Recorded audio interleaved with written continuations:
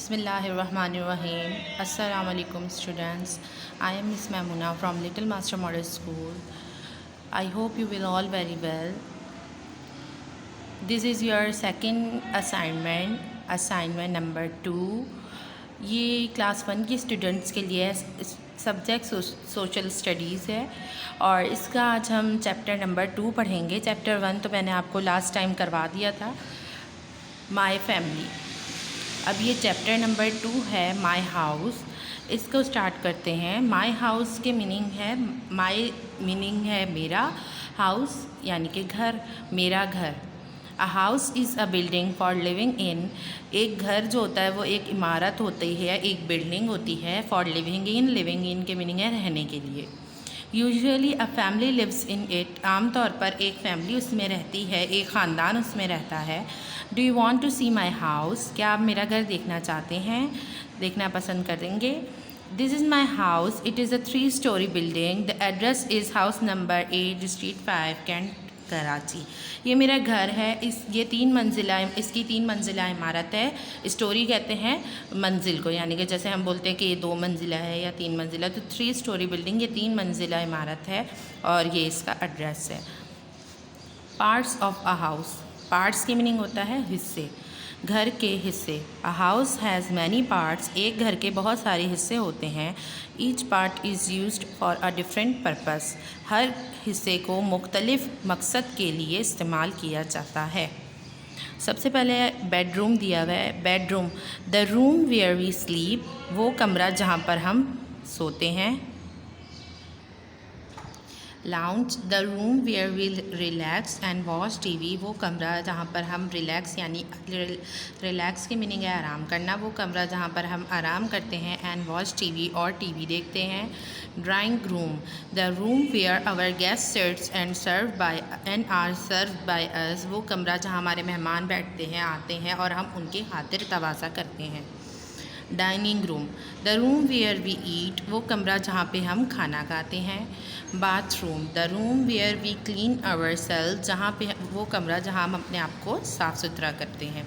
Kitchen, the room where our food is prepared, वो कमरा जहाँ पे हमारा खाना तैयार होता है या खाना पकाया जाता है। Courtyard, the place where we play, वो जगह जहाँ पे हम खेलते हैं। Lawn, the place where we enjoy nature, वो जगह जहाँ पे हम कुदरत का नज़ारा करते हैं, उससे लुत्फ़ अंदोज़ होते हैं। आ हैप्पी होम, एक खुशहाल घर या एक खुशहाल घराना। A home is a place where you live with your family. A home is a place where you live with your family. घर एक ऐसी जगह होती है जहाँ पे हम अपनी फैमिली के साथ रहते हैं, अपने ख़ानदान के साथ रहते हैं। A happy home is one of the biggest blessings of Allah. एक खुशहाल घराना अल्लाह ताला की तरफ से दी गई एक बहुत बड़ी नेमत है। इन अ हैप्पी होम, एक खुशहाल घराने में क्या क्या होता है या हम क्या क्या कर सकते हैं। We can share our problems, हम अपने मसाइल बांट सकते हैं। वी आर शेल्टर्ड, हम महफूज होते हैं। वी फील सेफ, हम अपने आप को फील करते हैं, यानी कि महफूज महसूस करते हैं। We get love and find happiness, हमें मोहब्बत मिलती है और खुशियाँ मिलती हैं। वी कैन रिलैक्स, हम आराम कर सकते हैं। We are protected from people और animals who can harm us, हम महफूज होते हैं उन लोगों, उन इंसानों से और उन जानवरों से जो कि हमें नुकसान पहुंचा सकते हैं। हार्म का मीनिंग होता है नुकसान पहुंचाना। We are also protected from the sun and rain, हम महफूज होते हैं सूरज से, यानी कि धूप से और बारिश से। ये देखें पिक्चर में दिखाया हुआ है, हम घर में होते हैं तो ना हम बारिश, हमारे ऊपर बारिश आ सकती है, ना हमें धूप महसूस होती है, ना हमें कोई बंदा या कोई जानवर नुकसान पहुंचा सकता है।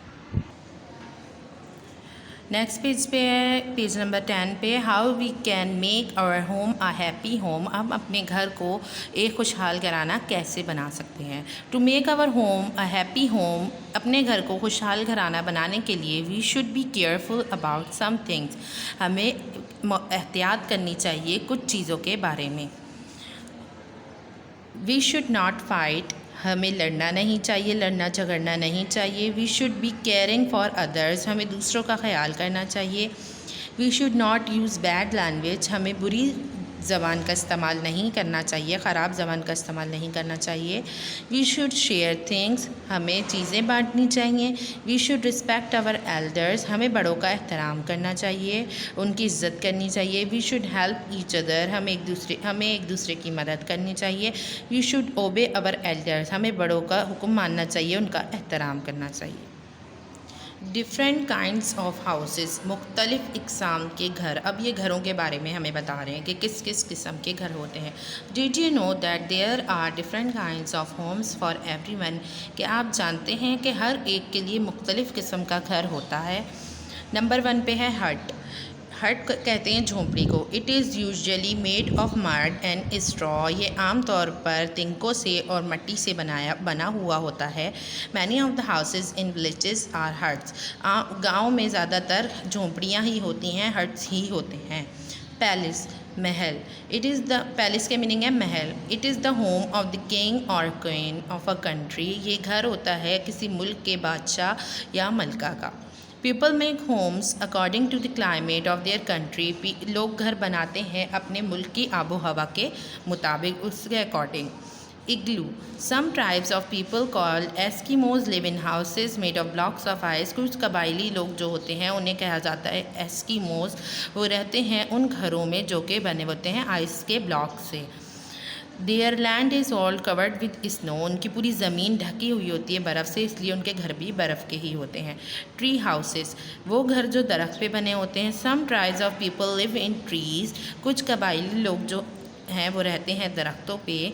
Because their land is all covered with tall trees, क्योंकि उनकी ज़मीन पूरी ढकी हुई होती है लंबे दरख्तों से। टॉल ट्रीज़ मीनिंग होते हैं लंबे दरख्त। हाउस ऑन स्टिल्ट्स, स्टिल्ट्स कहते हैं बांस को। ये देखें, ये वाला, ये पिक्चर में शो किया हुआ है, ये बांस है, इस पे घर बना हुआ है। वो घर जो बांस पे बने हुए होते हैं। In areas where land is flooded due to the frequent rainfall, वो इलाके जिनकी ज़मीन जहाँ पे बहुत ज़्यादा बारिश होती हैं और सैलाब आ जाता है। People live in houses built on still, लोग रहते हैं उन घरों में जो कि बांस पे बने हुए होते हैं, क्योंकि वहाँ बारिशें ज़्यादा होती हैं, सैलाब का ख़तरा होता है, इसलिए उनका घर ऐसा होता है, वो बांस पे बना हुआ होता है। मुझे उम्मीद करती हूँ मैं कि आपको समझ में आ गया होगा जो मैंने अभी आपको ट्रांसलेशन और एक्सप्लेनेशन दी है चैप्टर की, माय हाउस की। अगर आपको फिर भी कुछ समझ में ना आई हो, कोई डिफ़िकल्टी हो, अगर आपको हेल्प चाहिए तो यहाँ पे मैंने translation and explanation of chapter 2 की दी हुई है। ये पूरी पेज, ये यहाँ से आप उर्दू में है, या आप आराम से पढ़ के अंडरस्टैंड कर सकते हैं। ये असाइनमेंट नंबर 2 में आपको मिल जाएगा, आप स्कूल से आके कलेक्ट कर लें। और जो बाकी का काम है, जो क्लास वर्क कॉपी में करना है, ये आपका एसएसटी का क्लास 1 के स्टूडेंट्स का एसएसटी का असाइनमेंट नंबर 2 है, चैप्टर 2 माय हाउस का। इसमें आपने पहले चैप्टर को अच्छे से रीड करना है, अंडरस्टैंड करना है, और फिर ये सारा काम जो मैं बता रही हूँ ये आपने अपनी क्लास वर्क कॉपी में करना है। वर्ड्स मीनिंग दिए हुए ये करने हैं, क्वेश्चन आंसर्स दिए हुए ये करने हैं आपने अपनी कॉपीज़ पे। 5 क्वेश्चन हैं यहाँ तक, ये करने हैं। Do book exercise of page 12, exercise be in book.